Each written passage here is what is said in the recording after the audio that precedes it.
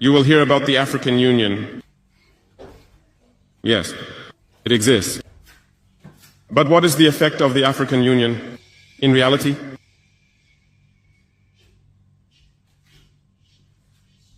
We cannot talk about integration in the theme and not talk about the African Union. Because it is this organization that should unite us, create real integration. But we regret to see these wars that persist on the African continent, killing millions of young people. And that this organization, which has heads of state, with armies, is unable to organize itself to support certain countries. The Union is not just a word. The Union is a symbol. And we, the youth, should learn a lesson from this situation to unite, to make integration a reality. I was unpleasantly surprised when Ethiopia, which hosts the headquarters of the African Union, was experiencing a conflict. And when I saw the Prime Minister put on a military uniform and announce the closure of the university in Addis Ababa to face the threat.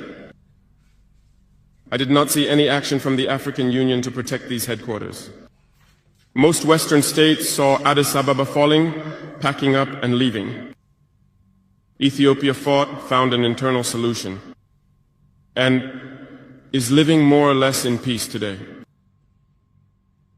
The children of Congo have been dying for years.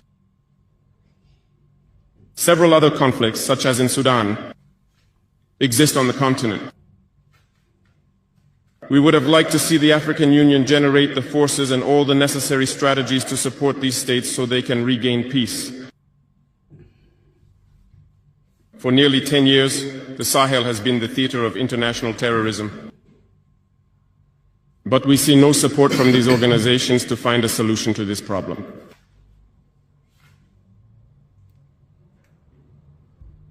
Worse, a few days ago, a country foreign to Africa openly announced having supported and participated in a cowardly terrorist and barbaric attack against the forces of our confederation in Tinsawatten. The African Union did not utter a word to condemn this interference by a state outside of Africa in the internal affairs of our states.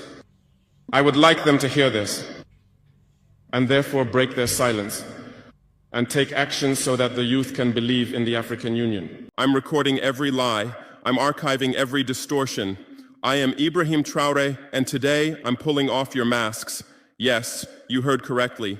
I, whom you call a young military junta leader, whom you brand as a dangerous radical, whom you serve up as an anti-Western dictator, am now telling you the truth. And this time you cannot turn off your microphones. This time you cannot turn away your cameras. This time your editors cannot cut this speech, because the world you monopolize no longer exists, because millions will hear these words now, without passing through your filters, without being subjected to your distortions, without being muddied by your lies.